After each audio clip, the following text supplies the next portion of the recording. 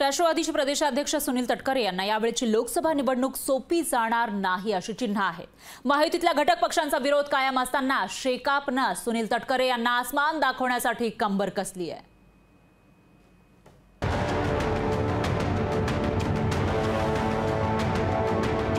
या ठिकाणी तटकरे पडणारी काळ्या दगडावरची रेग आहे। त्यांच्या बरोबर फिरणारे लोक आहेत ते पण आम्हाला सांगतात याला पाडा। राष्ट्रवादीचे रायगडचे उमेदवार सुनील तटकरेंविरोधात शेकाप नेते जयंत पाटील यांनी एल्गार पुकारला। सुनील तटकरेंनी 2019च्या लोकसभा निवडणुकीत शेकापची मदत घेतली आणि नंतर मित्र पक्षाला वाऱ्यावर सोडून दिल्याचा आरोप शेकापनं केलाय। मागच्या निवडणुकीत जी चूक केली होती ती चूक यावेळी सुधारणार असल्याचा निर्धार जयंत पाटलांनी केला। या ठिकाणी आम्ही केली चूक, पण जे चूक दुरुस्त करू शकतो ना आपण, अशी नाही दुरुस्त करणार।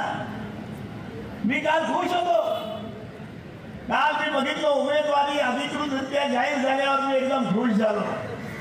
मला बदला असा कसा घ्यायचा नाही, पुन्हा चिडून टाकून पुन्हा कधी हे उभे राहिले पाहिजे ही भूमिका करायची आपल्याला। सुनील तटकरेंनी खासदार म्हणून मतदारसंघात कोणतीही विकास कामं केलेली नाहीत, ते अपयशी खासदार असल्याची टीकाही जयंत पाटलांनी केली।